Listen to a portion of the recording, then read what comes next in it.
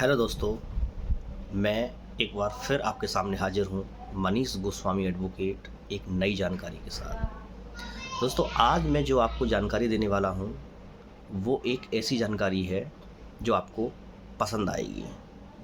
दोस्तों, आपने कभी-कभी देखा होगा कि कभी क्या ज़्यादातर यही मामला होता है कि पुलिस आपको गिरफ़्तार करती है और सक्षम न्यायालय में आपको गिरफ़्तार करके लेकर जाती है और सक्षम न्यायालय आपको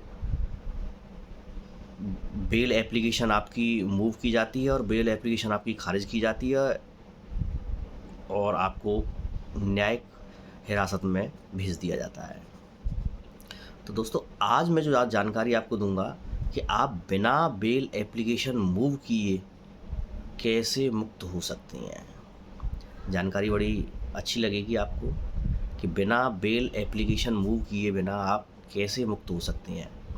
दोस्तों, मान के चलिए कि यदि आपके खिलाफ़ कोई शिकायत आई है या एफआईआर दर्ज हुई है और आपको पुलिस ने किसी संज्ञेय अपराध में गिरफ़्तार किया है, 24 घंटे के अंतर्गत विवेचना पूर्ण नहीं हो पाई, इसलिए धारा 57 के अंतर्गत आपको सक्षम न्यायालय में प्रस्तुत किया गया रिमांड के लिए। दोस्तों, रिमांड के लिए प्रस्तुत किया जाता है 167 1 सीआरपीसी के अंतर्गत और 167 2 सीआरपीसी में मजिस्ट्रेट उसे व्यक्ति को कस्टडी में ले लेता है। तो दोस्तों, यही ये जानकारी है, आप यही समझ लीजिए कि हमें बेल एप्लीकेशन लगाने से पहले हमें रिमांड को ही रिफ्यूज़ कर देना है। अगर रिमांड ही रिफ्यूज़ हो जाए, क्योंकि दोस्तों एक बात समझ लीजिए कि रिमांड पुलिस का अधिकार नहीं है, ये न्यायालय का विवेकाधिकार है कि वो आपको रिमांड हेतु कस्टडी में प्रतिप्रेषित करें या न करें। ये न्यायालय का विवेकाधिकार है। दोस्तों, 167 2 सीआरपीसी सबसे पहले तो ये समझ लीजिए कि ये हमारा फंडामेंटल राइट है। आर्टिकल 21 से निकला है, जीवन की स्वतंत्रता का अधिकार। आपकी स्वतंत्रता का हनन कोई भी नहीं कर सकता है जब तक कि विधि के विरुद्ध ना हो। यदि विधि है, अगर विधि के अंतर्गत आपने कोई अपराध किया है, अगर कानूनन यदि आपको दोषी माना गया है, आपके खिलाफ आधार हैं, तभी आपको कस्टडी में रखा जाएगा, अन्यथा नहीं। दोस्तों, रिमांड के साथ सबसे पहले तो ये जान लीजिए कि पुलिस कौन कौन से दस्तावेज प्रस्तुत करती है। रिमांड के साथ एफआईआर की कॉपी होगी, जनरल डायरी का पेज होगा, 41B के अंतर्गत गिरफ्तारी का प्रारूप होगा और आपका मेडिकल प्रमाण पत्र होगा और सामग्री। दोस्तों, जैसा कि पिछली वीडियो में मैंने कहा था कि सूचना और सामग्री दोनों ही चीज़ होनी चाहिए। सूचना यानी कि एफआईआर, सामग्री यानी साक्ष्य।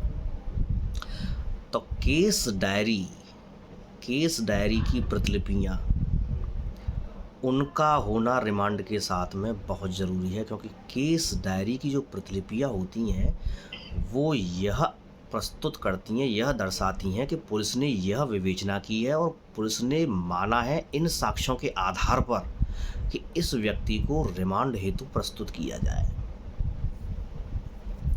दोस्तों, यहाँ जानकारी एक और मैं आपको बता दूं कि जब आपको रिमांड के लिए प्रेषित किया जाता है, तब आपको न्यायालय के द्वारा मौका दिया जाता है कि आप अपनी बात कहें। आपको रिमांड के लिए प्रेषित ही इसलिए किया जाता है क्योंकि विधायिका का आशय ही यही था कि 24 घंटे यदि आप थाने में रहे हैं तो आपकी बात कौन सुनेगा। इसलिए रिमांड का प्रावधान बनाया कि 24 घंटे में सक्षम अधिकारिता वाले मजिस्ट्रेट के समक्ष आपको प्रस्तुत किया जाए ताकि वह आपकी बात सुन सके। इसलिए रिमांड का आदेश आप कभी देखिएगा, उसमें साफ और स्पष्ट लिखा होता है कि अभियुक्त को हमने अधिवक्ता के लिए कहा, अभियुक्त को मौका दिया, अवसर दिया, अभियुक्त को बोलने का अवसर दिया। दूसरा दोस्तों, एक और मैं आपको जानकारी दे दूं, रिमांड का आदेश हमेशा पुलिस प्रपत्र, एफआईआर और ठोस साक्ष्यों को देखकर केस डायरी का अवलोकन करके रिमांड का आदेश दिया जाता है।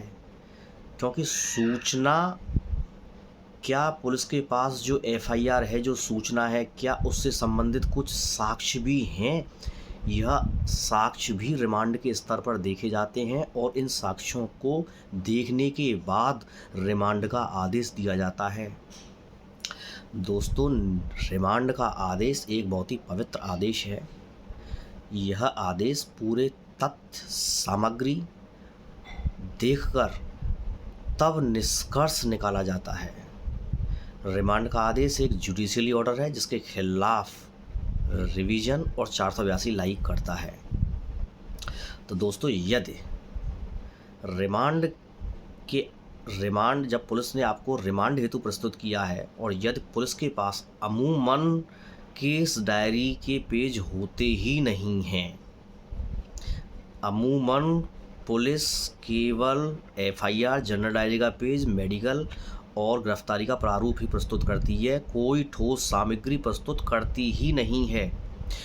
और 167(1) में स्पष्ट लिखा हुआ है कि पुलिस के द्वारा प्रपत्रों के साथ साथ केस डायरी की प्रतिलिपियां भी प्रस्तुत की जाएंगी ताकि न्यायालय को यह उचित आधार लगे कि इस अमुक साक्ष्य पर इस व्यक्ति को रिमांड हेतु प्रेषित किया जा रहा है। और यदि केस डायरी नहीं है, कोई सामग्री नहीं है, कोई साक्ष्य नहीं है, तो रिमांड रिफ्यूज कर दिया जाएगा और आपको वहीं के वहीं रिलीज कर दिया जाएगा। आपको बेल की कोई आवश्यकता नहीं है।